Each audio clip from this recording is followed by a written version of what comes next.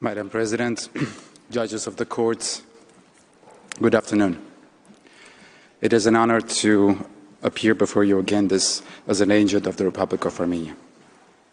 As I stand before you today, I hope you will see Azerbaijan's request for what it truly is, yet another transparent attempt to deflect attention from its own wrongdoing. We have seen this mirroring tactic every step of the parallel proceedings now before this court. After Armenia sent Azerbaijan a notice of dispute requesting negotiations under the third, Azerbaijan sent Armenia a notice of dispute calling for negotiations as well. After Armenia filed its application and request for provisional measures back in September 2021, Azerbaijan filed an application and request for provisional measures too. After Armenia raised concerns about Azerbaijan's non-compliance with the court's first order on provisional measures, Azerbaijan reactively raised alleged concerns of its own. The same pattern can be seen before the European Court of Human Rights. And now, after Armenia requested provisional measures concerning the ongoing humanitarian crisis precipitated by Azerbaijan's continuing effort to strangle the ethnic Armenian population of Nagorno-Karabakh, Azerbaijan has again sought to create a false sense of equivalence. Notably, this request for provisional measures by Azerbaijan is not in any way meaningfully different from the one rejected by this court over a year ago. Furthermore, Azerbaijan submitted its request only 6 days following Armenia's request, despite the fact that it has been in possession of most of its alleged evidence for months.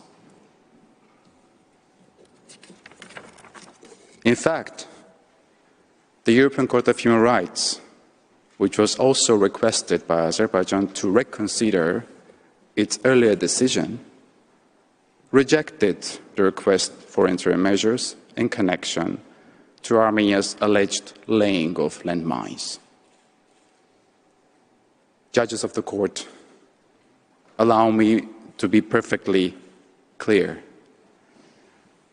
Armenia has laid mines on its own sovereign territory for purely defensive purposes. Armenia has done so in the light of Azerbaijan's repeated acts of aggression, including most recently in September 2022. Azerbaijan's appetite for territory and concessions it seeks from Armenians have been increasing on a daily basis. It has used every opportunity to occupy new Armenian lands by force. This is a state that still holds ethnic Armenian prisoners of war and civilians as captives, targets civilians, encroaches on lands populated by Armenians, and ethnically cleanses such lands.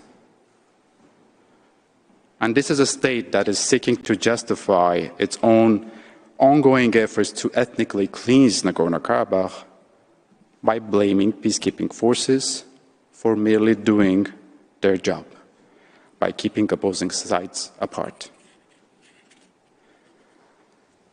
But let me be equally clear. Armenia does not lay mines outside its sovereign territory, let alone in civilian areas, in a counterintuitive and implausible attempt to target Azerbaijani civilians on the basis of race. And Armenia has not and does not set booby traps ever, anywhere, at all Azerbaijan has raised such accusations repeatedly, and they have been repeatedly refuted. The reality is that, as Armenia's council will explain, Azerbaijan collected the landmines about which it complains from Armenia's sovereign territories, occupied by its own armed forces in 2021 and 2022. Azerbaijan is therefore seeking to use mines it collected following its own unlawful acts of aggression to manufacture false evidentiary basis to support its request. The request is therefore as cynical as it is unfounded, and I hope that the court will not permit Azerbaijan to abuse the court's process in an effort to benefit from its own wrongful acts. Madam President, judges of the court, I had not planned on mentioning the meeting scheduled to be held on 23 December 2022 between Armenia, Azerbaijan, and Russia. But this morning, the agent of Azerbaijan once again accused Armenia of refusing to engage in negotiations and of failing to show up at the meeting without prior notice. But as Armenia's foreign minister stated publicly on 24 December 2022, Armenia did notify its inability to attend the meeting in advance, and it also requested that it be postponed. Moreover, the issue of mines was not even on the agenda of that meeting, and it is therefore entirely irrelevant to those proceedings. Armenia's presentation this afternoon will proceed as follows. First, Professor Sean Murphy will illustrate why the allegedly new facts relevant to Azerbaijan's request are either false or unproven. Second, Professor Robert Kolb will explain why the rights for which protection is being sought by Azerbaijan are not plausible. Third, Professor Pierre Darjan will discuss the provisional measures requested by Azerbaijan and summarize why those measures should not be granted. Finally, I will briefly return to the floor to read Armenia's final submissions. I thank you, Madam President, judges of the court, for your attention. I ask now that you call Professor Murphy to the floor. Thank you. I thank the agent of Armenia for his statement, and I now invite Professor Sean Murphy to take the floor. You have the floor, Professor. Thank you, Phil. Thank you, Madam President. Members of the court, it's a great pleasure to appear before you and an honor to do so on behalf of the Republic of Armenia. As indicated by our agent, I will address the facts concerning the alleged laying of landmines and setting of booby traps in Azerbaijan that purportedly call for the court to issue provisional measures of protection. Madam President, allow me to start with Armenia's basic position regarding landmines, which is that since the end of the 44-day war, Armenia has carried out mine laying exclusively within the sovereign territory of Armenia for self-defense purposes only. This has been necessary because in May 2021, November 2021, and September 2022, Azerbaijan forcibly crossed the border into Armenia and seized Armenian territory. The map on your screen illustrates the territories of Armenia that were occupied by Azerbaijan and that remain occupied today.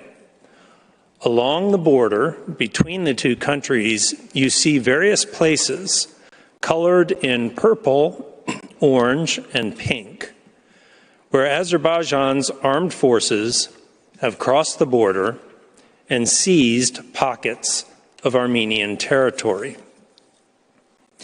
These attacks and their condemnation by the international community are well documented. For example, the European Parliament in May of 2021 adopted a resolution saying that troops from Armenia had, and I quote, entered the territory of Armenia, which amounts to a violation of the territorial integrity of Armenia and of international law, end of quote. French President Macron said that, and I quote, Azerbaijani armed forces have crossed into Armenian territory. They must withdraw immediately, end of quote. The list goes on. At the outset of such attacks, Armenia deemed it necessary to lay landmines within its territory for military defense purposes. Further, as you will see at paragraph 2 of tab 2 of your judge's folder, the Armenian Minister of Defense has concluded that the, and I quote, landmines displayed in the photographs provided to the court by the Azerbaijani government were taken by Azerbaijan from the sovereign territories of Armenia in the course of the aggression in 2021-2022, end of quote. Likewise, the Armenian Minister of Foreign Affairs stated last November, before Azerbaijan filed this request, the following, and I quote, it's on your screen, regarding Azerbaijan's declarations that the Armenian side has placed Armenian-made mines in Nagorno-Karabakh, I must underline that the mines displayed by Azerbaijan were found not in Nagorno-Karabakh, but in the sovereign territories of Armenia occupied in 2021-22, and they now are trying to use these mines for propaganda purposes. It is indeed notable that the photographs Azerbaijan has presented to the court typically show either a close-up of a landmine or landmines laid out in neat columns and rows. There are just 3 photographs that purport to show the clearing of a minefield, the location of which is not specified. Further, there is no statement from, for example, a combat engineer addressing how the landmines were removed without detonating them, or where exactly they were located when he or she removed them. There's nothing explaining how and why the landmines were transported by Azerbaijan from the alleged minefield to another location, so as to be laid out in those neat columns and rows. It is, of course, difficult for Armenia to prove to the court that Azerbaijan removed these landmines from Armenian territory. Armenia does not control the territory from which the landmines were taken, nor does it have access to information held only by Azerbaijan. And it's difficult for the Ministry of Defense to provide you with information beyond what you find at tab 2, given the sensitivities of such information in a situation involving armed conflict and occupation. At the same time, and to be candid, Madam President, it may be difficult for the court to agree with Armenia that the landmines in Azerbaijan's photographs were taken from Armenia, given the lack of evidence before you on that point beyond the clear and unequivocal position of the Armenian government expressed well before Azerbaijan submitted the request. So allow me to turn instead to the story that Azerbaijan tells the court, which under close scrutiny simply falls apart. And because it falls apart, I respectfully submit that the court should once again, as it did in December 2021, feel compelled to reject Azerbaijan's request.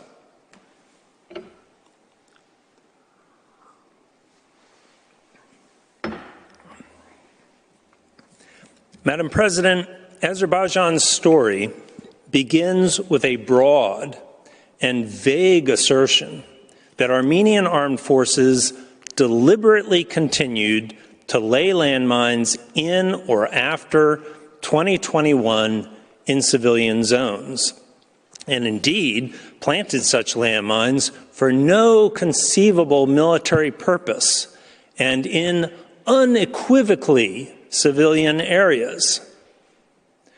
When exactly this happened, by what exact means, and by who exactly are all left very unclear. The overall geographic context is important when scrutinizing Azerbaijan's story. To understand the context, perhaps a good place to start is the end of the 44-day war, the trilateral statement, and the map on your screen. The trilateral statement of November 2020 provided that 3 districts formerly under the control of the Republic of Artsakh be returned to Azerbaijan. The Kalbajar district, referred to on this map as the Kalbajar region, was to be returned by 15 November 2020. The deadline for doing so was extended to 25 November, and it was returned to Azerbaijan's control by that date. The Agdam district, shown on this map as the Agdam region, was to be returned by 20 November 2020, and it was returned to Azerbaijan's control by that date. The Lachen district, shown on this map as the Lachen region, was to be returned by 1 December 2020, and it was returned to Azerbaijan's control by that date.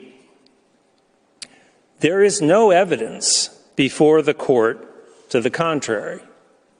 Rather, all relevant sources indicate that these districts were returned to Azerbaijan in late 2020. The only caveat is that the Russian peacekeepers were deployed into a relatively small portion of the Lachen district that we refer to as the Lachen corridor. So when Azerbaijan says to the court in broad terms that starting 5 months ago, it discovered more than approximately 2,700 landmines in the Kalbajar and Lachen districts, which is its central claim in this request. It is saying that it has discovered landmines in districts over which it has had control since the end of 2020. Yet how anyone, including Armenian armed forces, were somehow able to surreptitiously enter such districts, so as to transport and lay landmines on such a scale in supposedly civilian areas right under the nose of Azerbaijan is quite the mystery. That alone casts grave doubt upon the overall story that Azerbaijan is spinning before you. Another fact that does not sit well with Azerbaijan's story is the following. Other than withdrawing from these 3 districts by those specific dates, the trilateral statement did not require Armenian armed forces to withdraw from their locations on 10 November 2020. Rather, the parties to the conflict agreed to stop in their current positions, with the withdrawal of Armenian armed forces only occurring later. Nor did the trilateral statement say anything about a withdrawal or demobilization of the Nagorno-Karabakh Defense Army. Thus, after the 44-day war, there remained armed forces in Nagorno-Karabakh and Azerbaijan armed forces on the perimeter of Nagorno-Karabakh. Indeed, under the trilateral statement, the Russian peacekeeping contingent was to be deployed not just in the Lachin corridor, but also along the line of contact in Nagorno-Karabakh between these armed forces. So, what we had after the end of the 44-day war was a contact line along the perimeter of Nagorno-Karabakh at which were positioned opposing military forces. Further, the trilateral statement called for a ceasefire and termination of hostilities, but it did not preclude armed forces from taking whatever other steps they deemed necessary to hold their positions. Madam President, if any landmines were laid along the contact line, those landmines were laid for defensive purposes, just as they had been so laid along the line of contact resulting after the First Nagorno-Karabakh War. Such landmines would have nothing to do with an effort to harm civilians. As I previously noted, Azerbaijan claims that starting in August 2022, it found more than approximately 2,700 landmines. Of those, it claims that over half of these landmines, specifically 1,614 landmines, were found near 3 villages, which Azerbaijan says are unequivocally civilian areas. So right at the start, we have an interesting concession from Azerbaijan, which is that some 40% of the approximately 2,700 landmines supposedly found in Azerbaijan since last August were not in unequivocally civilian areas. Now, in assessing the claim that approximately 2,700 landmines have been found since August 2022, of which only 60% were purportedly found in unequivocally civilian areas, the timing, the circumstances, and the location of these alleged discoveries merit close scrutiny. I start with the issue of timing. August 2022 is not just a random month. Rather, it is a month when Azerbaijan launched what it called Operation Revenge. In that operation, Azerbaijan violated the trilateral statement by using its armed forces to breach the contact line so as to seize partial control of Nagorno-Karabakh. Specifically, Azerbaijan seized control of certain strategic military positions, including those on and around Sarababa Mountain or Ridge, which you can find now on your screen. The left side of the screen shows a map of the entire region. The gray-toned area in the center of that map is the area under the control of Nagorno-Karabakh. If you trace the line along the western edge of Nagorno-Karabakh heading southward, the first annotation you find is Sarababa. This is where Sarababa Mountain or Ridge is located, and we've provided a close-up of this portion of the map on the right side of the screen. The Sarababa Ridge is one of a number of dominant heights along the Karabakh Ridge of the Little Caucasus mountain range. If you turn to tab 3 of your judges' folders, you will find the August 3rd, 2022 information bulletin issued by the Russian Ministry of Defense regarding its peacekeeping activities. Azerbaijan's unlawful seizure of the Sarababa Ridge is readily apparent from this information bulletin, which says at paragraph 3 that, and I quote, "In the area of the height of Sarababa, the ceasefire regime was violated by the armed forces of Azerbaijan." End of quote. At tab 4 of your judges folder, you will find the information bulletin for the next day, August 4th, which refers to the line of contact.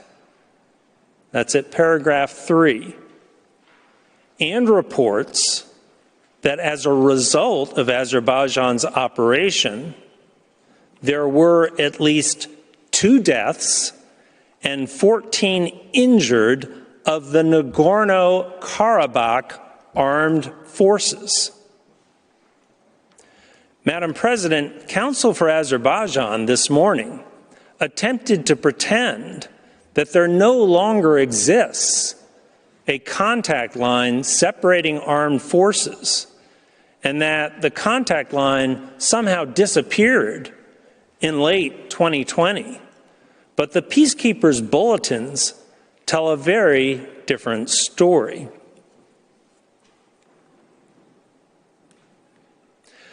Further, the situation of August 3rd, 2022 was reported at the time by Azerbaijan as a military operation. I invite you to turn to tab 5 of your judges' folder, which contains the statement issued on August 3rd by the Azerbaijan Ministry of Defense. Here, the Azerbaijan Ministry of Defense stated that Armenian armed groups tried to seize certain heights so as to establish new combat positions. But as a result of the retaliatory Operation Revenge, units of the Azerbaijan army seized control of Sarababa and a number of other important commanding heights along the Karabakh Ridge of the Little Caucasus mountain system.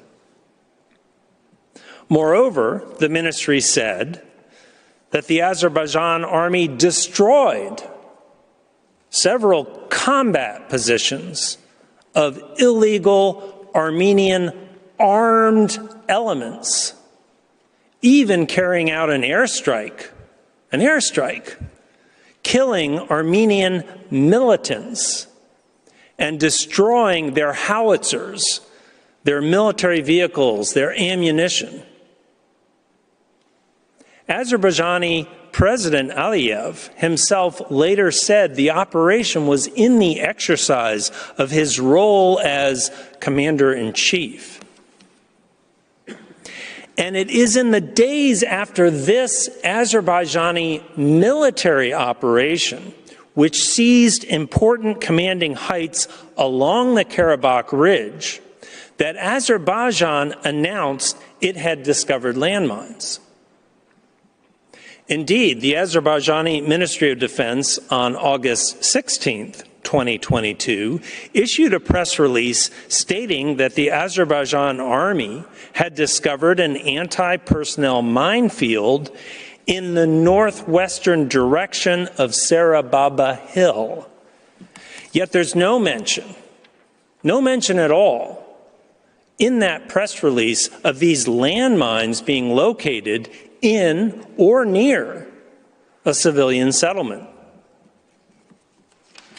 Azerbaijan's assertion that it was provoked by enemy forces into exacting revenge convinced no one, most notably the Russian peacekeepers. But the key point is, on any account, in August 2022, there were military operations by military forces to seize strategic heights from other military forces along the mountainous ridges that included Sarababa Mountain. And having seized these strategic heights, this is the point in time when suddenly Azerbaijan says it has found lots of landmines. In fact, of the 1,614 landmines supposedly found in unequivocally civilian areas, 80% are found in August, just after Azerbaijan crossed the line of contact and seized territory. In its request, Azerbaijan presents to you photographs of landmines laid out in neat rows and columns. Those photographs are inescapably associated with Azerbaijan's seizure of Sarababa Ridge. Indeed, the press release the Azerbaijani Ministry of Defense issued on August 16, 2022 about the seizure of Sarababa included the photograph that you now see on your screen. If that photograph looks familiar, it's because Azerbaijan presents it to you now at page 9 of its Annex 10 as evidence of alleged laying of landmines by Armenia in civilian areas. In other words, back in August 2022, these mines are the spoils of a successful military operation. Today, they're evidence of laying of landmines in unequivocally civilian areas.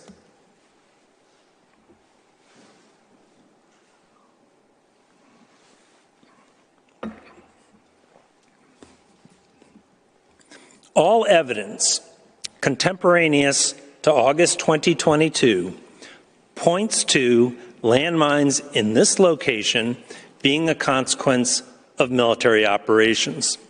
The Caspian News on August 17, 2022 published virtually the exact same photograph as appears at figure 2 on page 12 of Azerbaijan's request.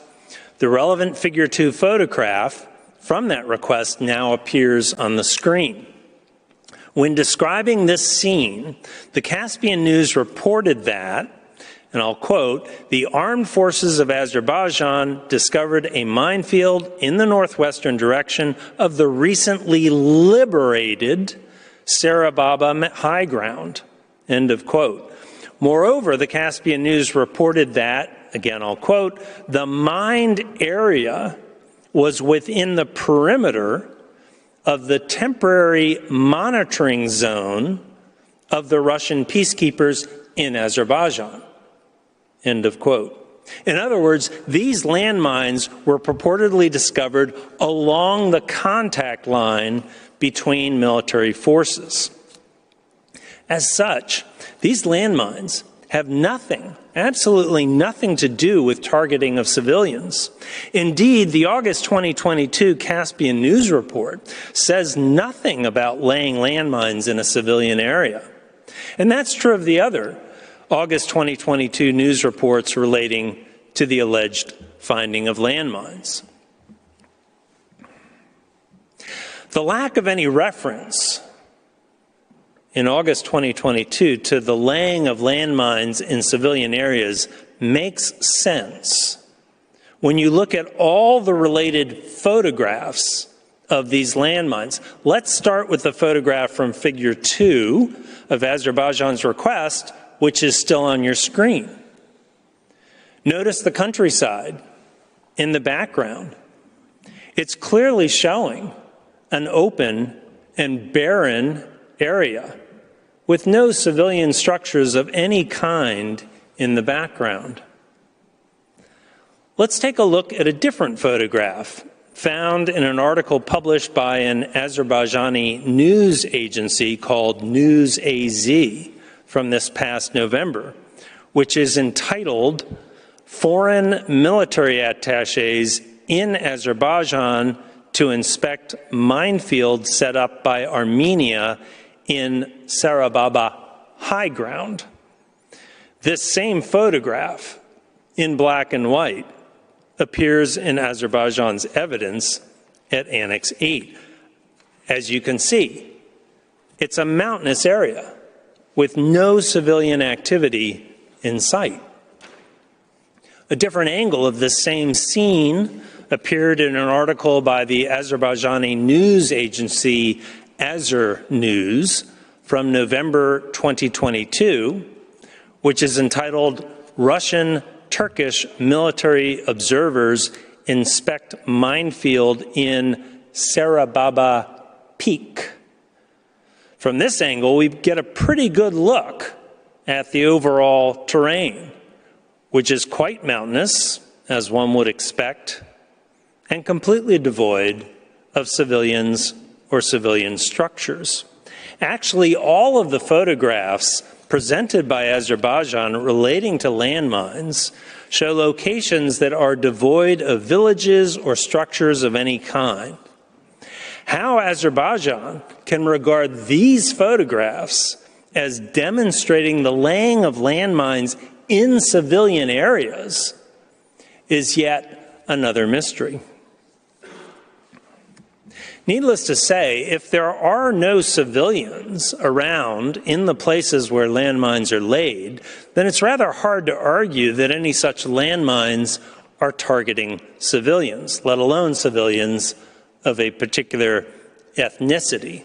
If this is ethnic cleansing, it's of a type never seen before.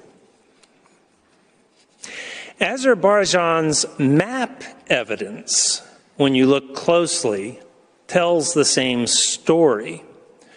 Rather than minefields to be found scattered across Kalbajar and Lachin districts, the minefields identified are all at or proximate to lines of contact.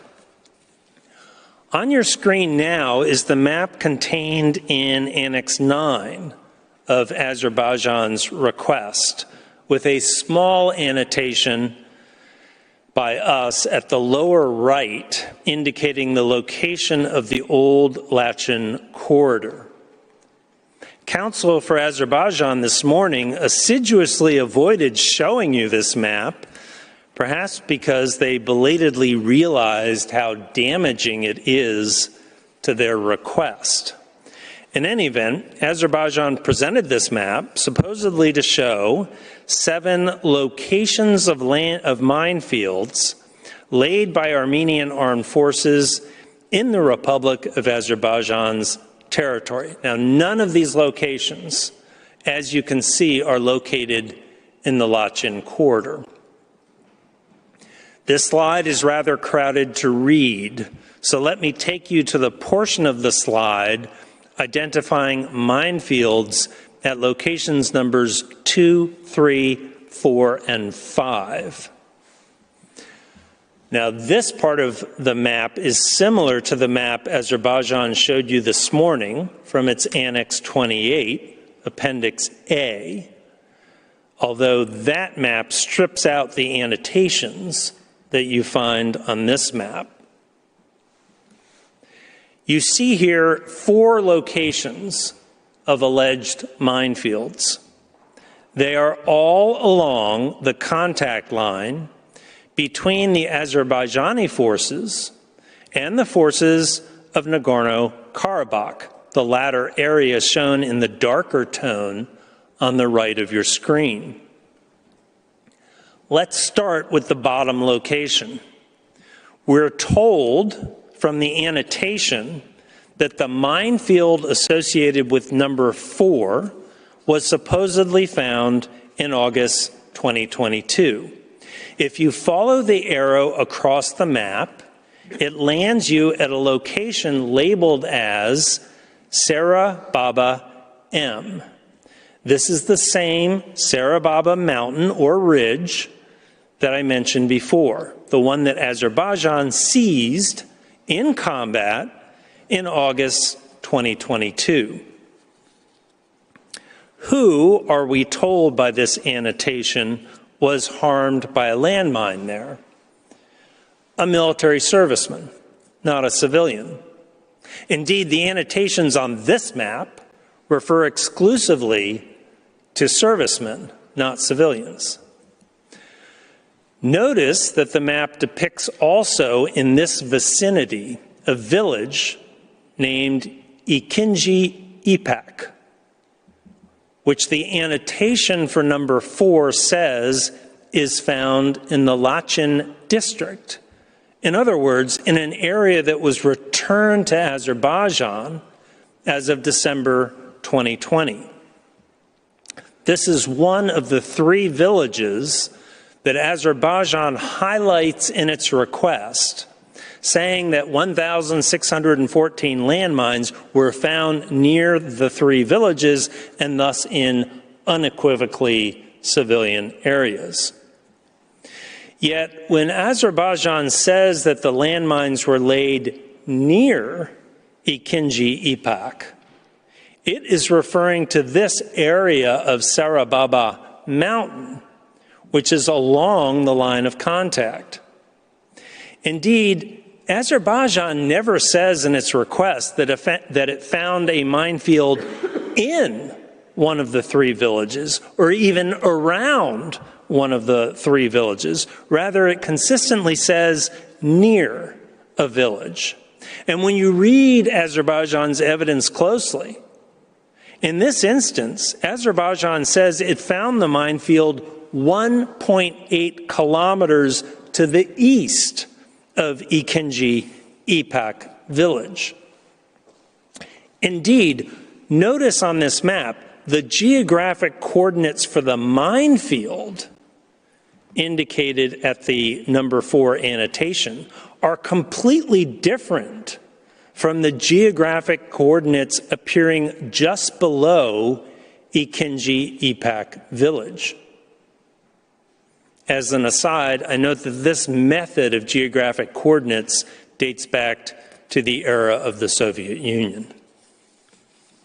In essence, prior to Azerbaijan's Operation Revenge, Azerbaijan's evidence essentially indicates that there were armed forces on the Sarababa Ridge protecting Nagorno-Karabakh. There was a minefield somewhere on the slope of the ridge for defensive purposes. The Azerbaijan army was controlling the base of the ridge at the edge of the Lachen district.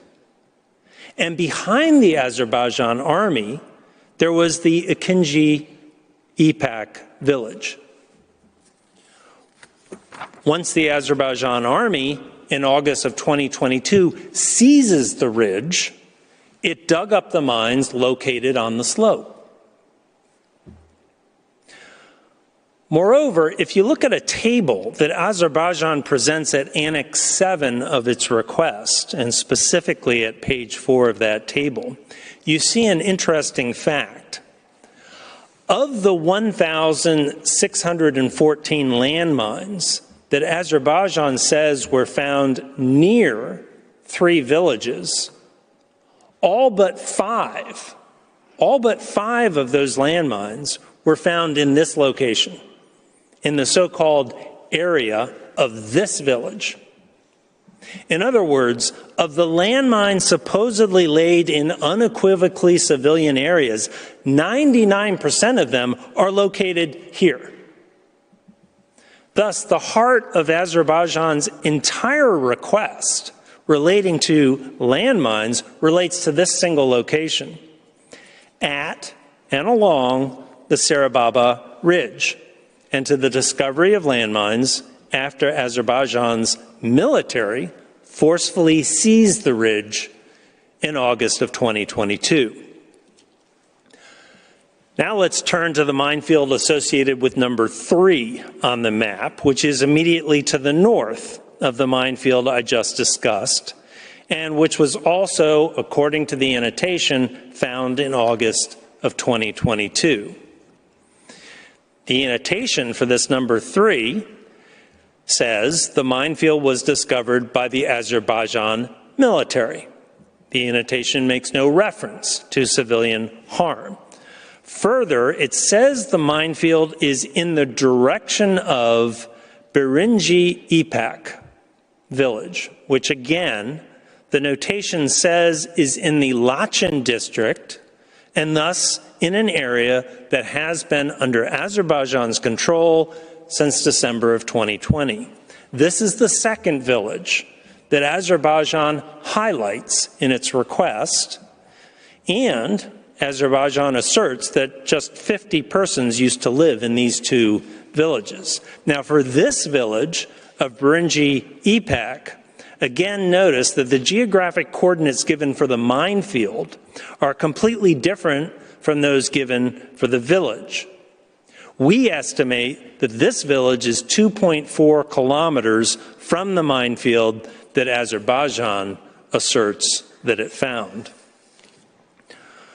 Moreover, while the annotation on this map for number 3 indicates that mines were found in the direction of Birinci Ipak village, the table that Azerbaijan presents in Annex 7 contains no listing for landmines found in the area of this village. This further demonstrates that the alleged minefield is not actually associated with the village, with a village. On this map, the minefield is in the direction of Birinci Ipak village, but on Azerbaijan's Annex 7 table, there are no mines in the area of this village.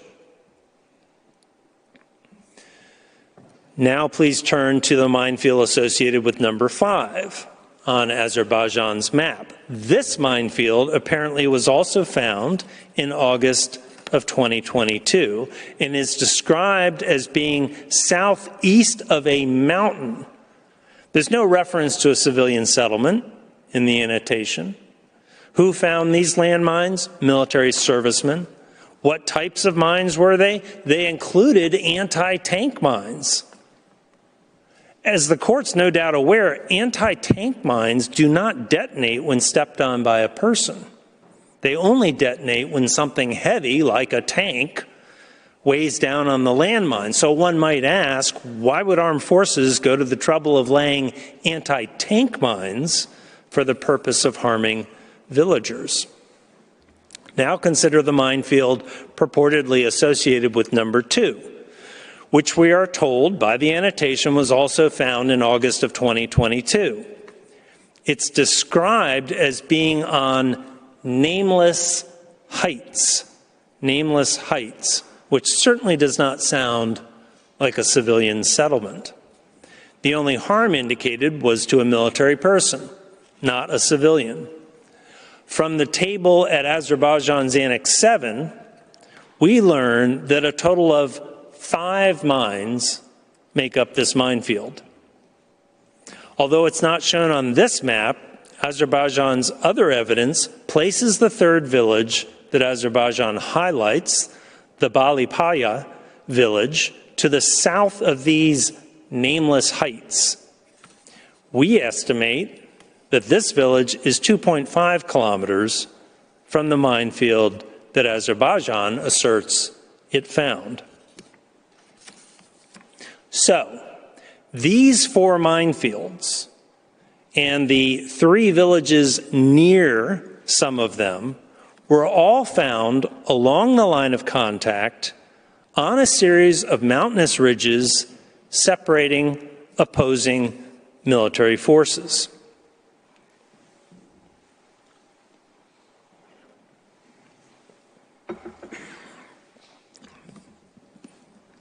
Madam President, Azerbaijan does not emphasize the final locations from this Annex 9 map of minefields.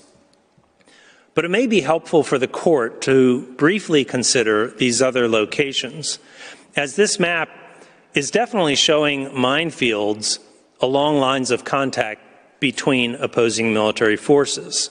So here again is an enlarged portion of Azerbaijan's Annex 9 map, this time showing alleged minefields at locations numbers 1, number 6, and number 7.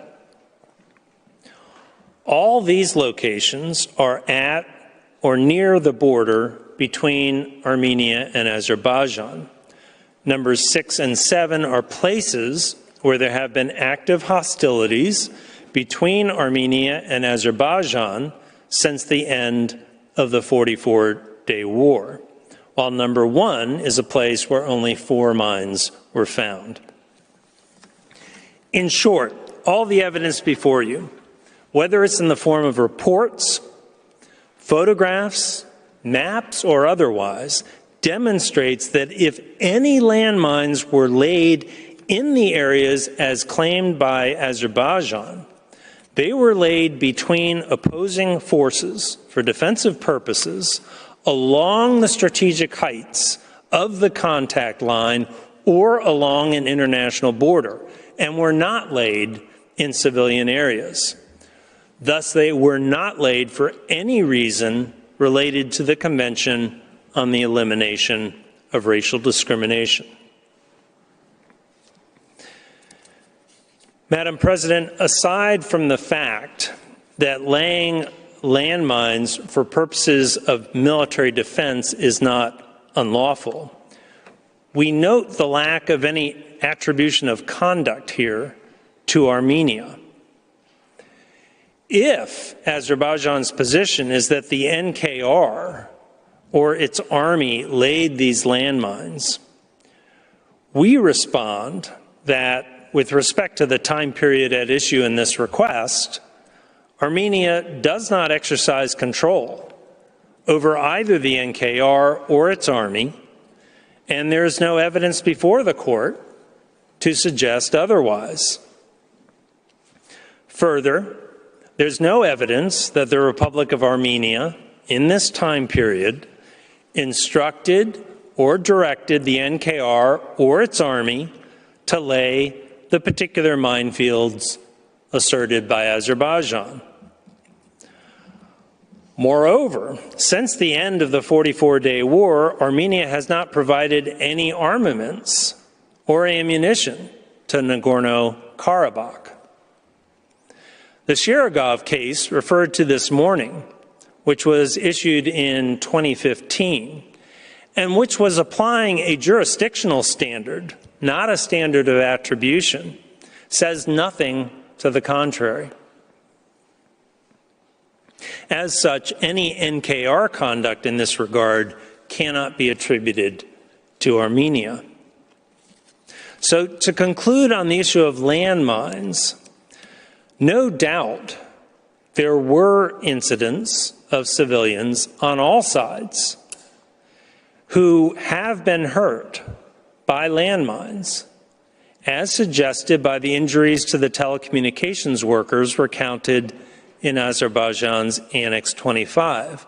Of course, everyone, including the government of Armenia, regrets such incidental harm, but those accounts of harm are endemic across the region, a product of mines laid by many actors, including the government of Azerbaijan, in many places for defensive purposes over a period of 30 years.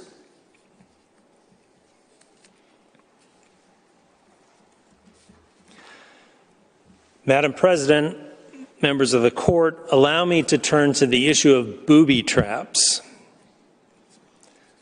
First, the location of these alleged booby traps is very different than that of the alleged minefields.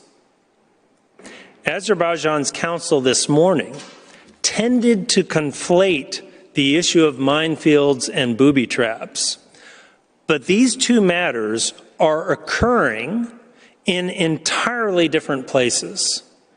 The alleged minefields are located exclusively outside the Lachin corridor, while the alleged booby traps were supposedly found solely within the old Lachin corridor.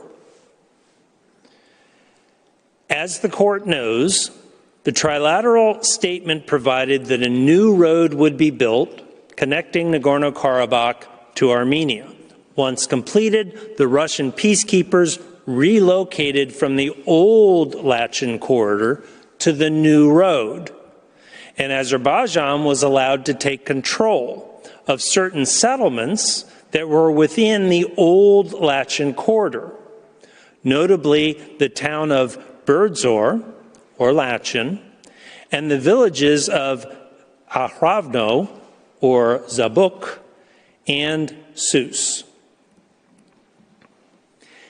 Yesterday, multiple counsel for Azerbaijan insisted strenuously that the Lachin corridor is under the exclusive control of the Russian peacekeeping contingent. But today, Azerbaijan's claim is that the Armenian armed forces somehow deployed into the Lachin corridor to set booby traps without any detection by the Russian peacekeeping contingent. There's simply no evidence of this happening. Certainly, there's nothing in the bulletins issued by the peacekeeping contingent indicating anything of that nature. And equally certain, this is not Armenian territory, such that any reference to the Corfu Channel case is quite misplaced.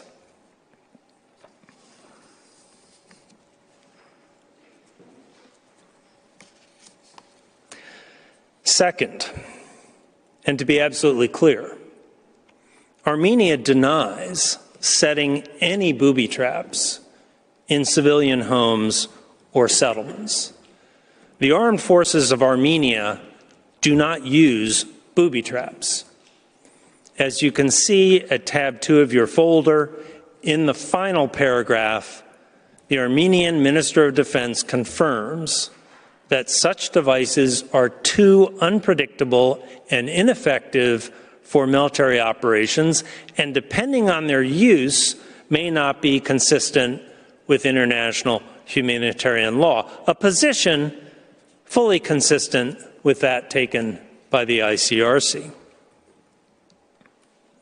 Third, there's simply no evidence before the court that the armed forces of Armenia somehow, despite the presence of the Russian peacekeepers, trained, or otherwise controlled others in the Latin corridor so as to set booby traps.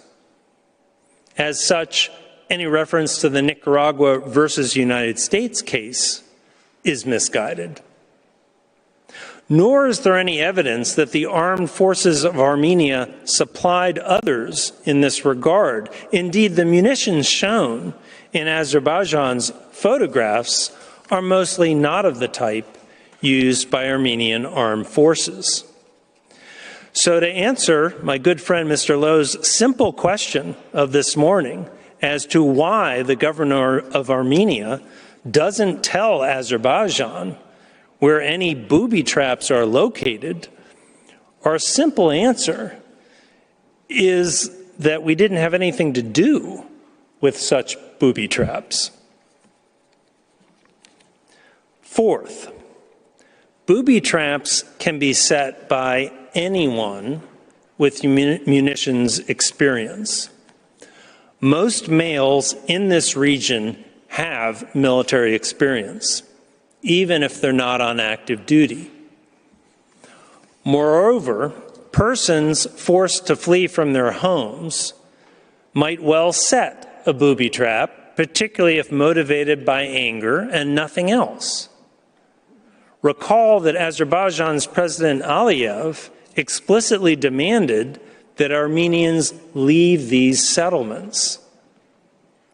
We know that at least a few such persons set fire to their homes before fleeing, as Azerbaijan's own evidence demonstrates.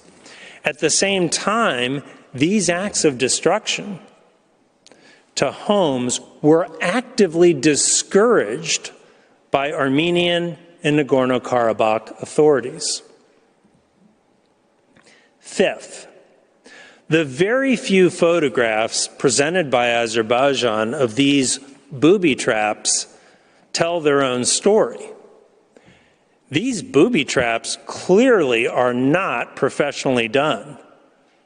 They're crude, ad hoc, irregular, unsophisticated, and jerry-rigged contraptions of what appear to be rusty and dated parts.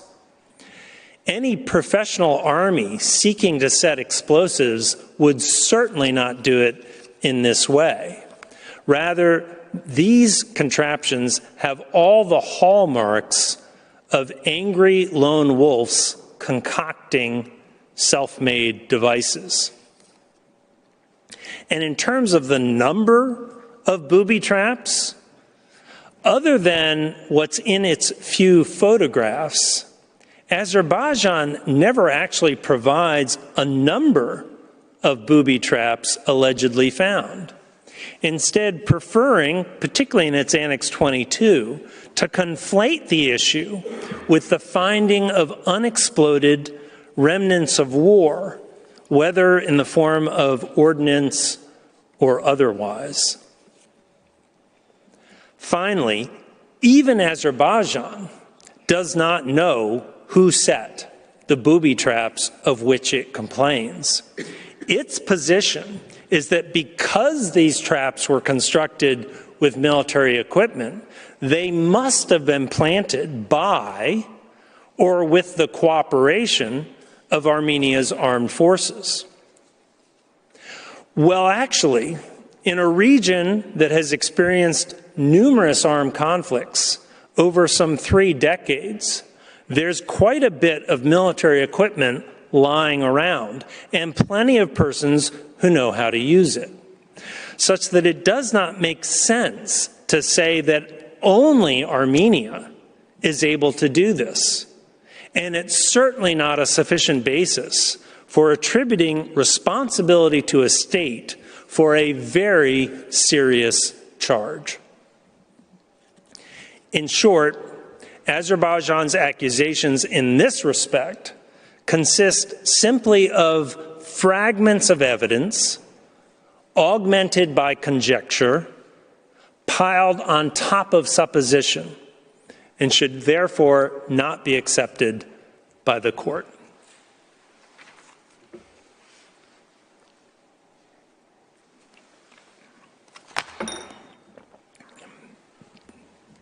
Before concluding, Madam President, I wish to make a last observation about whether the facts Azerbaijan has placed before you are really new, as insisted this morning by Counsel for Azerbaijan and as required under your rules.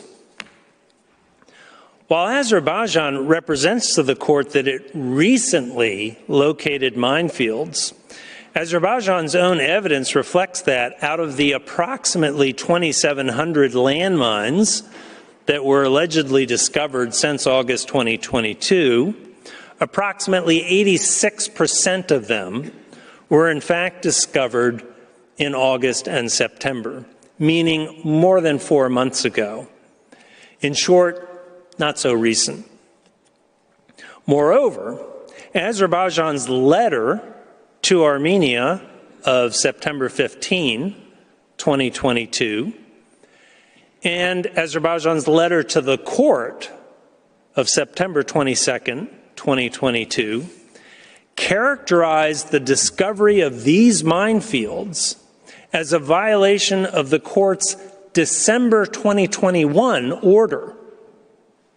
In other words, Azerbaijan maintained that the laying of these alleged minefields, purportedly of landmines manufactured in 2021, was already a matter addressed in your December 2021 order, which means that they are not new facts that allow for a fresh request for provisional measures of protection. And in saying that last September, Azerbaijan did not reserve any rights to pursue a new request. To the same effect, in its recent memorial, which Counsel referred to this morning, and even placed evidence from it on the screen, in that memorial, Azerbaijan extensively discusses the alleged laying of these landmines starting in August of 2022 and continuing to this day as a breach of your existing order and as pertinent to the merits phase, not as new facts meriting attention by this court on a preliminary basis. Azerbaijan cannot have it both ways. And much of the evidence that Azerbaijan places before you today relates to matters long past. Many of the faces that you see in Azerbaijan's Annex 23 are the same faces that you saw in Annex 37 of Azerbaijan's first request for provisional measures filed in September 2021. Those photos at Azerbaijan's Annex 24 in this request of property damage in the Lachin quarter appear to be mostly war-related damage from significant military operations long past, not from recent booby traps or even mines. In short, Azerbaijan is, to some extent, repackaging old information for this request. Madam President, members of the court, I close by noting that on Armenia's own evidence, Azerbaijan's own evidence, Armenia supposedly engaged in indiscriminate use of mines and indiscriminately planted landmines and indiscriminately deployed mines. If so, then it would suggest that Armenia did not engage in an act of discrimination within the meaning of the CERD. But importantly, Armenia did nothing of this kind. Armenia only planted landmines in its own territory for self-defense. But even if landmines were laid as Azerbaijan would have it, any such conduct by whoever did it, from all the evidence before you, would only have been done as a defensive measure undertaken along borders or lines of contact and without any purpose of harming persons of a particular ethnic origin. And who laid crude booby traps within the Lachen corridor is a question that even Azerbaijan cannot answer. All told, these facts simply provide no basis for the request Azerbaijan has placed before you. Finally, for the sake of completeness, I recall that in the aftermath of the 44-day war, Armenia handed over to Azerbaijan any maps in its possession relating to minefields that were not in Armenia.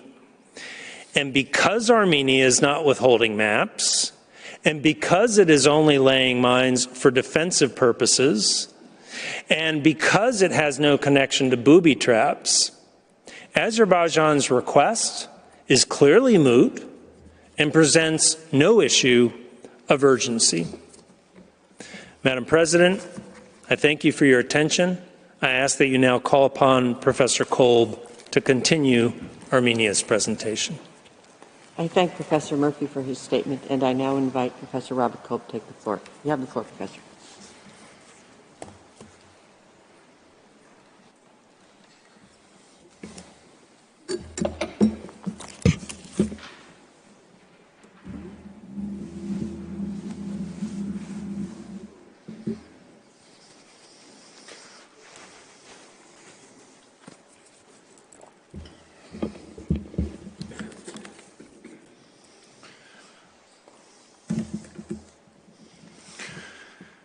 Madame la Présidente, Madam President, distinguished members of the Court, this afternoon I'll be talking to you about the plausibility of rights as a condition for the indication of provisional measures. To be quite frank with you, I did wonder what I could shed light on for you, because the question that we are dealing with here is so crystal clear. Is there any doubt as to the non-plausibility of the rights invoked by Azerbaijan? Certainly not. Can one question whether the rights put forward by Azerbaijan are linked to the jurisdiction of the court? Certainly not. You have already decided so. Notwithstanding this, Azerbaijan persists in its desperate strategy of mirror reactions. I could leave it at that. But you are expecting from me a demonstration, which I will now give to you. The facts surrounding the laying of Armenian landmines and booby traps have been recalled by Professor Sean Murphy. I can rely on his demonstration without any need to go back over it.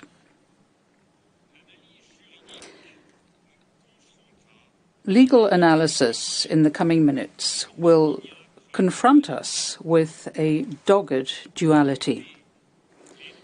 On the one hand, the invoked rights do not exist in international law applicable here.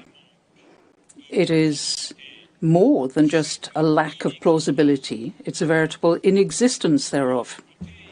On the other hand, if we assume, for the sake of argument, that such rights exist, they manifestly do not stem from CERD. That goes to show they fall completely outside the jurisdiction in this case.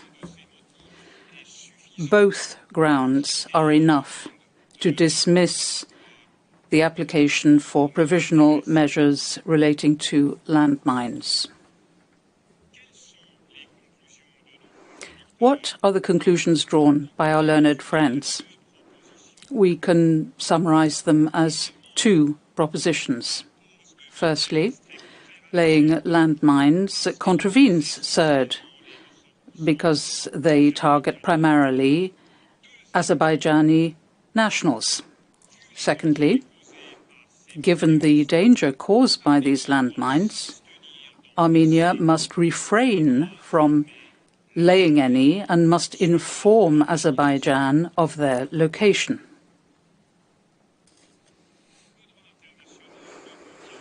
In international law, there is no prohibition on the use of landmines. In this sense, the purported right does not exist. And what is even more true, it's not plausible. What is the legal baseline for our consideration of the following aspects? I will start with the accusation of intentional and willful discrimination. The court does not need me to tell it that the geographical area that we're dealing with has witnessed acts of belligerence of significant magnitude and gravity. Nor do I need to stress the fact that Azerbaijan has initiated large-scale military offensives. In this context, the party that is pushed into a corner and has to defend itself often resorts to the laying of landmines. These serve ictu oculi to slow down the progression of the enemy.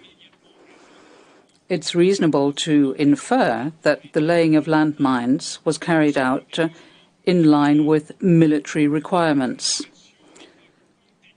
In this context, no other allegation would be plausible.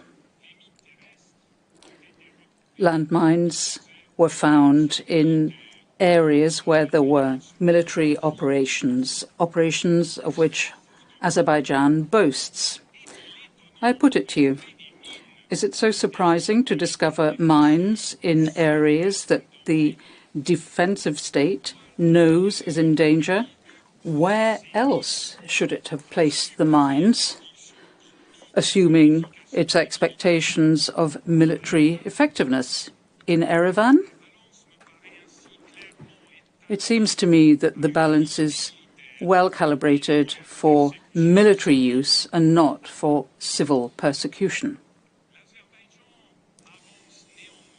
Nonetheless, Azerbaijan contends that Armenia allegedly laid the landmines after it had left the territories at issue. Allegedly, it laid them simply for the purpose of discrimination, out of animosity, hostility, resentment.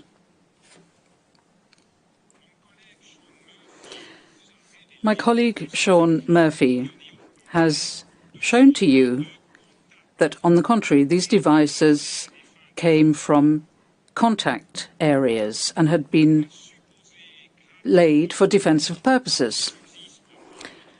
Arguendo that there's any doubt, evidence should, of course, satisfy the inevitable test. Even at the stage of provisional measures, allegations concerning the shameful, unlawful acts or the acts that are grave and malicious have to be founded in evidence that is strict and certain. Do you see them anywhere here? Azerbaijan has been quite simply making claims and insinuations. I find nothing other than assertions that are discredited by the location of the landmines concerned. When I say location, I mean that the mines have been found outside villages and centres of population. They've been placed between the lines of contact. For this reason, their victims were primarily soldiers. All in all, we have far less than plausibility here.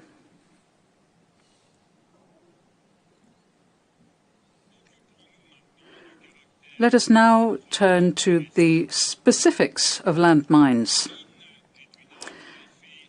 A mine is a weapon, the effect of which is intrinsically indiscriminate. It explodes when pressure is brought to bear on it. and not when it comes up against a racial feature. This simple fact is prima facie the opposite of any idea of discrimination. We're pretty much in the archetypical domain of indiscrimination. It's not a surprise that the victims of landmines in the theatre of war between Armenia and Azerbaijan on a regular basis were people of different national and ethnic groups. It has to be acknowledged, it's extremely hard to turn landmines into targeted discriminatory devices. Let's take another angle. Think about what it would mean if you were to start to embark upon evaluations related to the third approach for any military operation in an armed conflict. Shelling the enemy causes collateral damage in the civilian population. So it's not just affecting the enemy camp? Well, in that case, is it not discriminatory? Potentially, could CERD turn it into an internationally wrongful act? Landmines are laid in areas where enemy breakthrough is expected. So are they not hitting in the main the enemy? That means that their laying is perhaps discriminatory. Can CERD plausibly convert this into an international crime?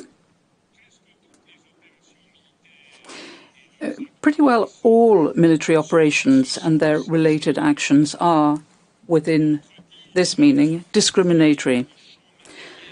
Does that mean that prima facie they fall within the scope of CERD? I do not believe that states would tolerate any such interpretation of the law. And I am sure that that is not your interpretation either.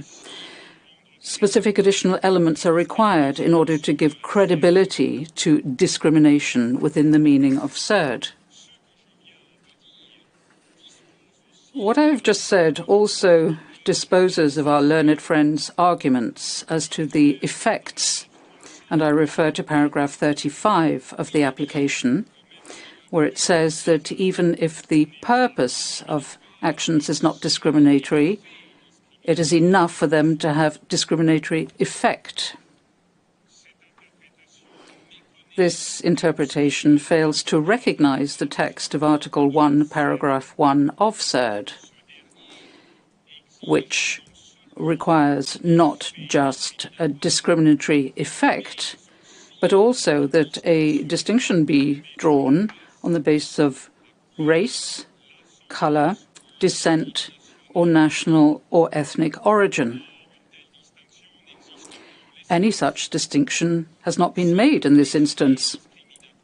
If a discriminatory effect were to be enough, the words that I have just quoted would be entirely superfluous. I do not believe that it would be legally correct to deprive them of their effet utile. What is more, if the version of our learned friends were correct, then Qatar versus United Arab Emirates would have continued to the merit stage. The effects doctrine is admittedly not applicable when a measure is based on a purpose and an effect that is recognized in international law. That is the case of military advantage in armed conflict. Were it to be otherwise, pretty well any act related to military operations would constitute a potential or actual breach of CERD. We would end up with a clearly absurd and unreasonable result. It is not admissible that we grant the effects doctrine such an immeasurably broad scope. Rather, I have the impression that our learned friends are using it, at best, as a panacea, and at worst, as a tabula in naufragio. As demonstrated by my colleague Sean Murphy, there is no new fact and no fact of racial discrimination. There were military operations, offensive by one party, defensive by the other. Any attempt to bring the avatars of those operations into the domain of CERD is both artificial and vain. The same arguments are being rolled out time and again to the same ends. But they are no more credible today than they were yesterday.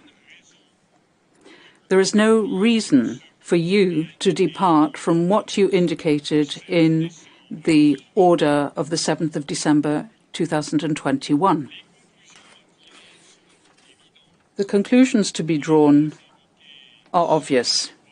The invoked rights are both inexistent, as international law does not prohibit the laying of landmines, and not related to CERD, but to military operations, which means that they are not plausible.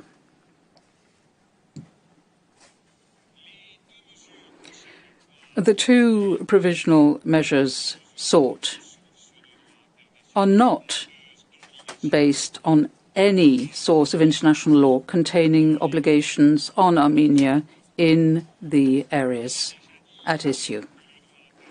I've already said that international law contains no general rule prohibiting the use of landmines.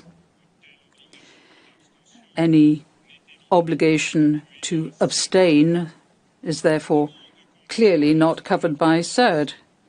So the request before you is tantamount to saying that the court should rule by creating a new obligation on Armenia. This request, together with that for the first provisional measures, somewhat sneakily presumes that any laying of landmines in the future would be a fact of racial discrimination. How could the court rely on such a malicious assumption? The law invoked, the right invoked, is not plausible. It is baseless in applicable law. And again, Azerbaijan is asking Armenia to inform it as to the location of the landmines that have already been laid. General international law contains no such obligation.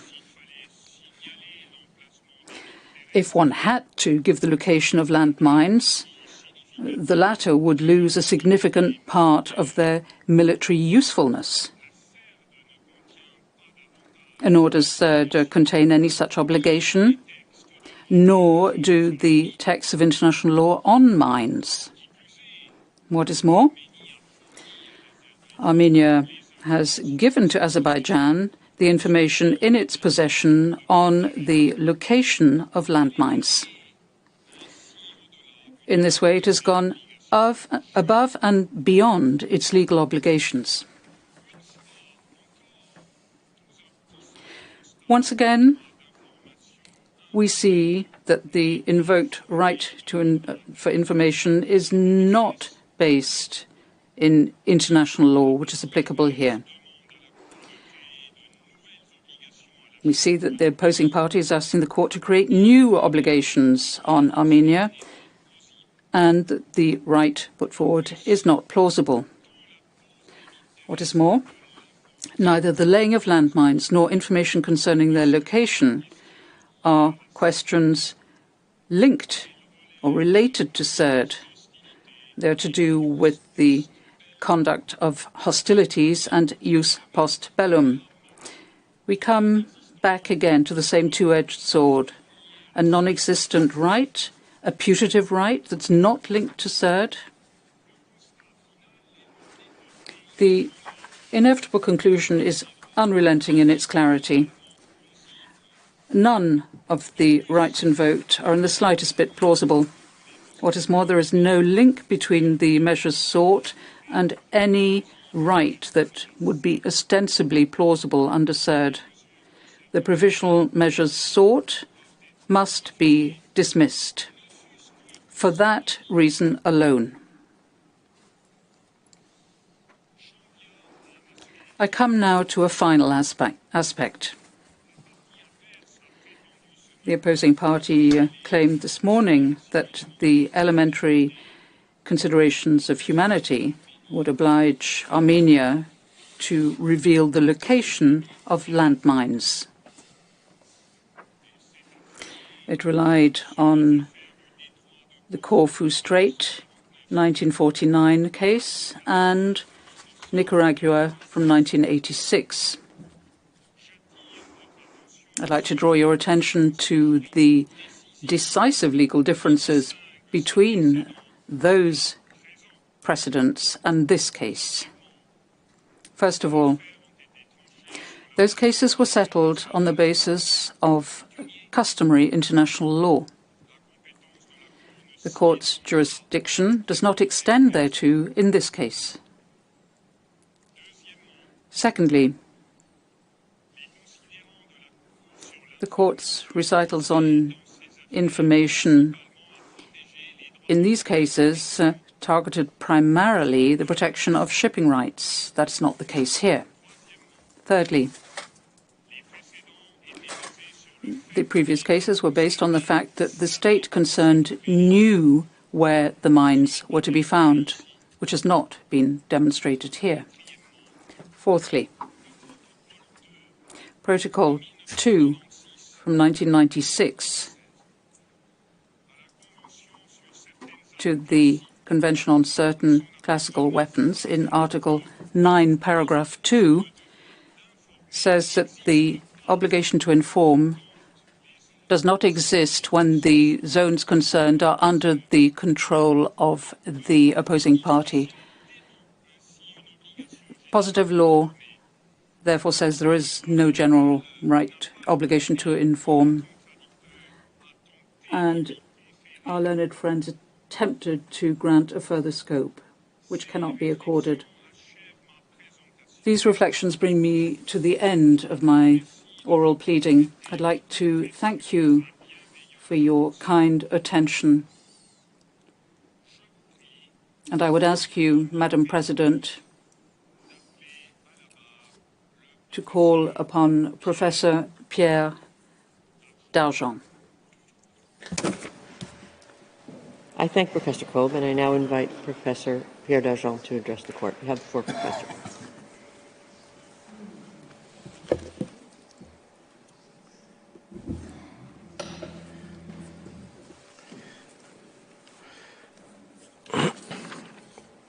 Merci, Madame la Présidente. Yes, thanks, Madam President. Madam President, distinguished members of the Court. Azerbaijan's request for provisional measures is lacking both in facts and law, but it is also highly problematic in two respects. Firstly, this request is based on a fundamentally incorrect reading of paragraph 53 of your second order of 7 December 2021. And, on the other hand, those measures requested by Azerbaijan are fraught with such defects that they cannot possibly be ordered. Following on the reflections of my colleague Professor Cole regarding the plausibility of the rights whose protection is requested, let me start by my first point. Azerbaijan has only managed to submit to you a new request for provisional measures by doing violence to the terms of the 2021 order in that case, by which you dismissed a similar request regarding landmines. Indeed, the new request is entirely based on a flawed reading of paragraph 53 of your second order of 7 December 2021. Now, this paragraph, just to recall it to you, is divided into 4 sentences. The first of these sentences you can see on screen. There, the court summarises Azerbaijan's line of argument, whereby I quote, Armenia's alleged conduct in relation to landmines is part of a long-standing campaign of ethnic cleansing, end of quotation. The second and third sentences then set out the legal position of the court on this question. Second sentence. The court recognises that a policy of driving persons of a certain national or ethnic origin from a particular area as well as preventing their return thereto can implicate rights under CERD, and that such a policy can be effected through a variety of military means. Right, the third sentence then. However, the court does not consider that CERD plausibly imposes any obligation on Armenia to take measures to enable Azerbaijan to undertake demining or to cease and desist from planting landmines. Now, you will note, distinguished members of the court, that these two sentences are wholly legal in content and they form a whole. They're linked between themselves by the however, cependant in French, used here as a conjunction, not as a temporal adverb. And this conjunction indicates that the third sentence adds clarification to the position of principle expressed in the second sentence. Now, though not authoritative, the English version of the order expresses exactly the same linkage using however, French cependant. Thus, the assertion contained in the third sentence is also a position of principle. The Convention does not plausibly impose any obligation on Armenia in terms of planting or clearing mines. The two phrases, the two sentences taken together mean that though, I quote again, a policy of driving persons of a certain national or ethnic origin from a particular area, as well as preventing their return thereto, can implicate rights under CERD, and that such a policy can be effected through a variety of means. End of citation. It nonetheless remains that the Convention does not, and I quote again, plausibly impose any obligation on Armenia to take measures to enable Azerbaijan to undertake demining or to cease and desist from planting landmines. The fourth sentence of paragraph 53 constitutes subsequently a factual finding to be added to the legal positions expressed by the court in the two preceding sentences. I'm quoting again. Azerbaijan has not placed before the court evidence indicating that Armenia's alleged conduct with respect to landmines has the purpose or effect of nullifying or impairing the recognition, enjoyment, or exercise on an equal footing of rights of persons of Azerbaijani national or ethnic origin. So, this finding is made for the sake of completeness by the court. Thus, the fourth sentence could have started, well, whatever the case, or in any case, or moreover, the factual finding of Azerbaijan's evidential deficiency changes not a whit the legal position set out very clearly by the second and third sentences. Taken together, the four sentences of paragraph 53 thus must be taken to mean that even were it established, which wasn't the case in 2021 and certainly isn't the case today anymore so, that even if it were established that land mining operations were conducted with a view to drive persons of a certain national or ethnic origin from a particular area or to prevent their return, and that thereby the rights guaranteed by the CERD could be implicated, one could not, however, infer from the Convention any form of obligation to definitively cease mining operations or to assist Azerbaijan in mine clearance.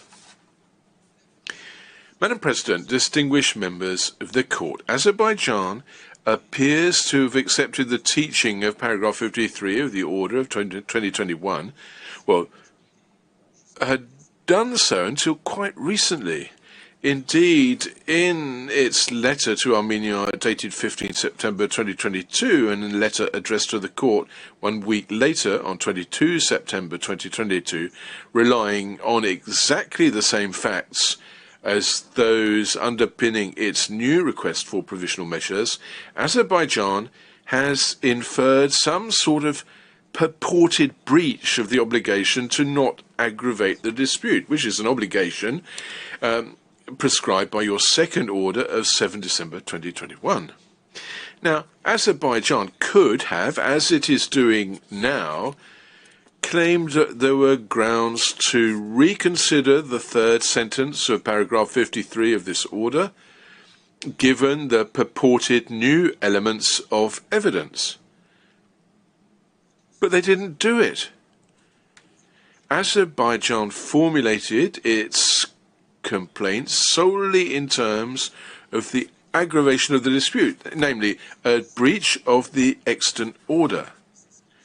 And that is what Azerbaijan continues to argue in its memorial filed last week. Distinguished members of the court, this configuration is not without similarities to the Qatar versus UAE case. Now, in that case, the court first of all indicated provisional measures on Qatar's request. The UAE then attempted to obtain some provisional measures for themselves.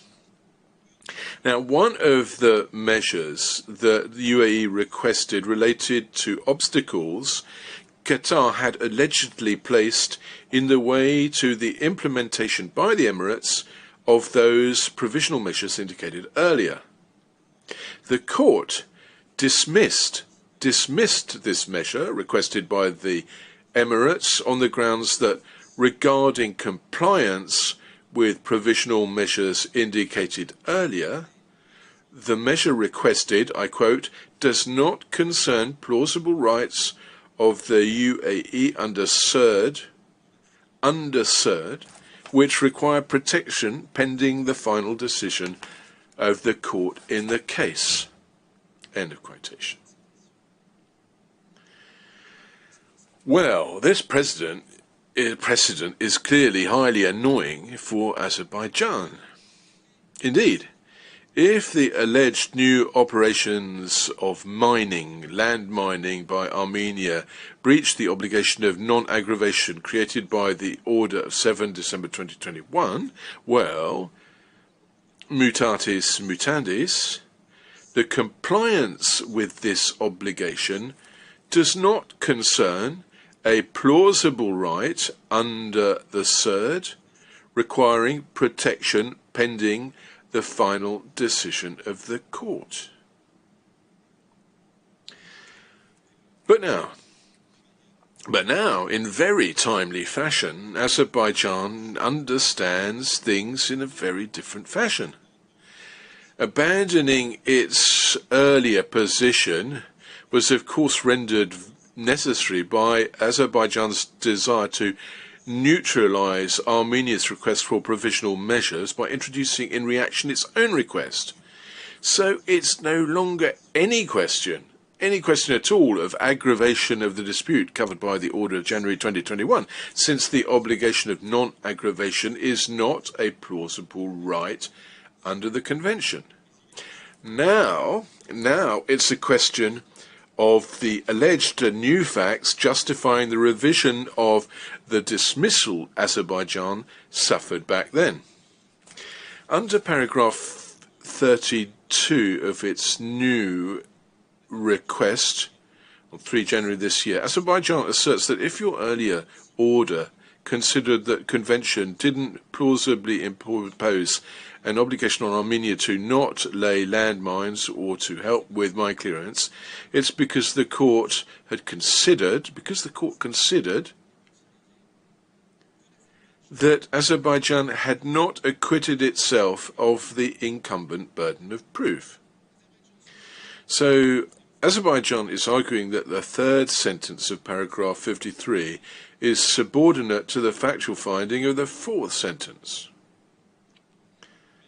Miss Amafar said the same thing this morning. According to her, I quote her, found that the plausibility requirement had not been met at that time because of lack of evidence indicating that Armenia's alleged conduct impaired the equal enjoyment of the rights of Azerbaijanis on the basis of ethnic or national origin. End of quotation. Well, with all due respect, that's not what the court decided in 2021. That's not correct. This new reading of paragraph 53 of your order of 2021 constitutes not only a pretty radical change and very timely change to what Azerbaijan maintained earlier, but it is above all wrong for those reasons that I have just set out.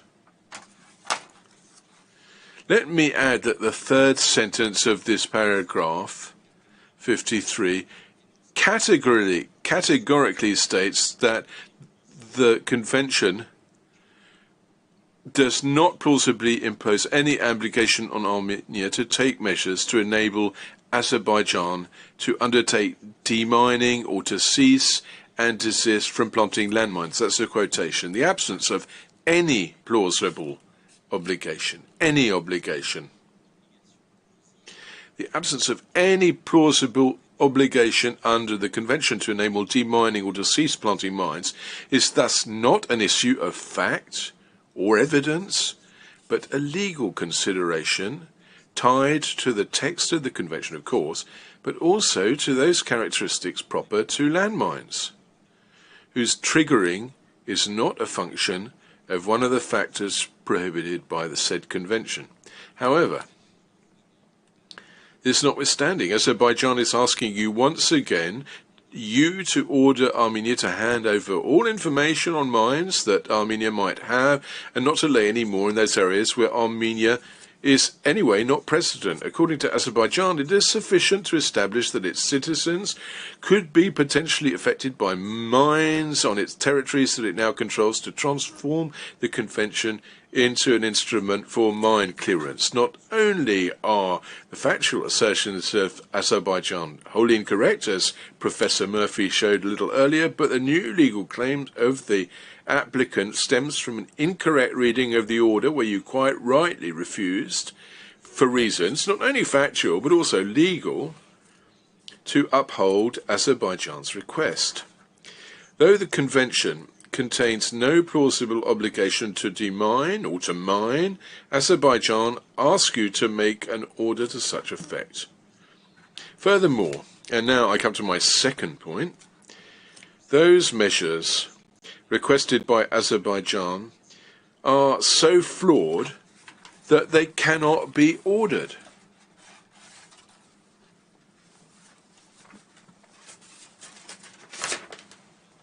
First of all, these measures are formulated in particularly problematic terms. In effect, Azerbaijan is asking you firstly to order that Armenia, I quote, shall immediately take all necessary steps to enable Azerbaijan to undertake the prompt, safe and effective demining of areas where they intend to settle Azerbaijanis. Now, what this obligation covers precisely is not really clear, even if in non-exhaustive fashion Azerbaijan indicates a bit later on, that essentially it concerns providing information about the location, quantity, type and characteristics of landmines, booby traps, and any other explosive devices in these areas. That's a quotation.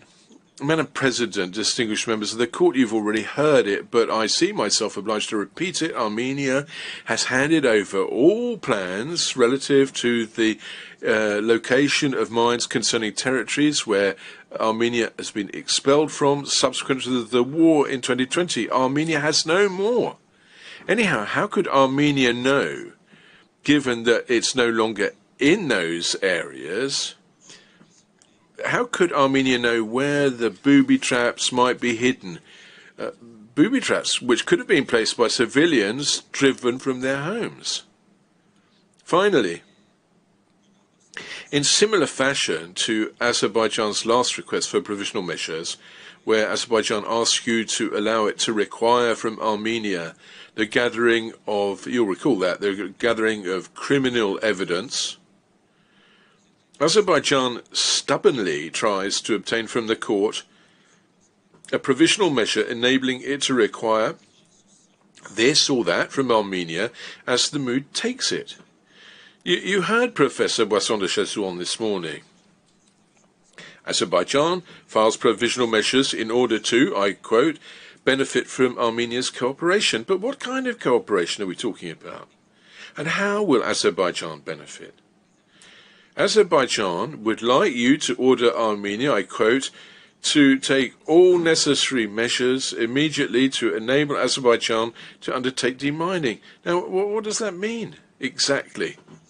What that doubtless means in the mind of Azerbaijan is that it should be entitled to require anything it wants from Armenia as and when the desired behavior could putatively, according to Azerbaijan, be necessary for mine clearance.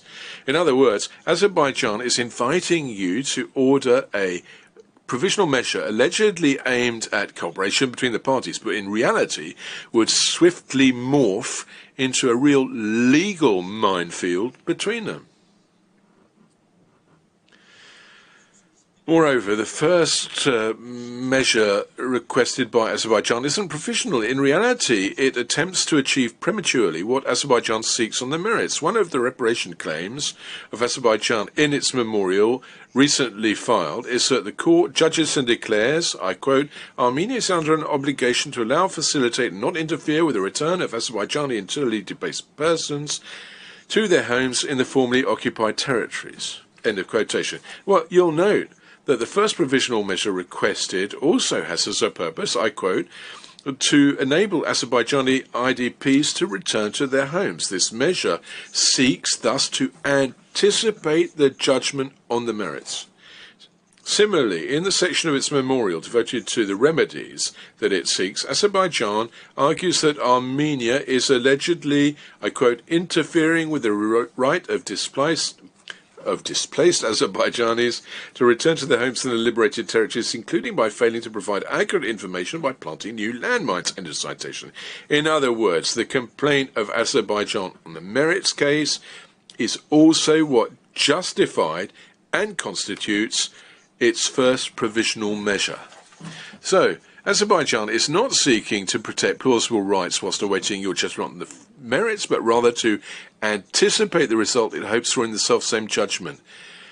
However, as is well established, the purpose of requesting provisional measures is not to obtain a judgment interim or final on the merits of the case, but to preserve the substance of the rights which it claims pedente lite. I will add, distinguished members of the court, which is more worrying, that according to the words of the agent of Azerbaijan, it concerns the as an ethnic origin or national origin group and not in relation to nationality or citizenship.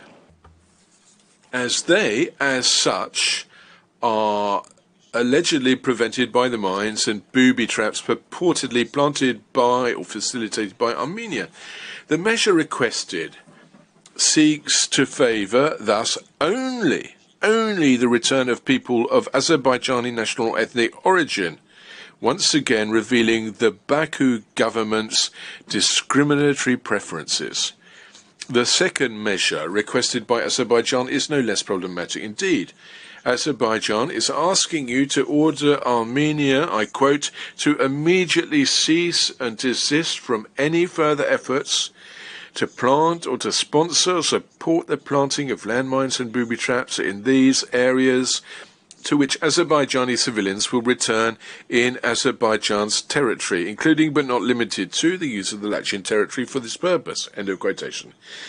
This measure is asking you to acknowledge that the areas to which Azerbaijani civilians will return in Azerbaijan's territory are those designated right now by Azerbaijan itself, whereas this question essentially falls to your judgment on the merits.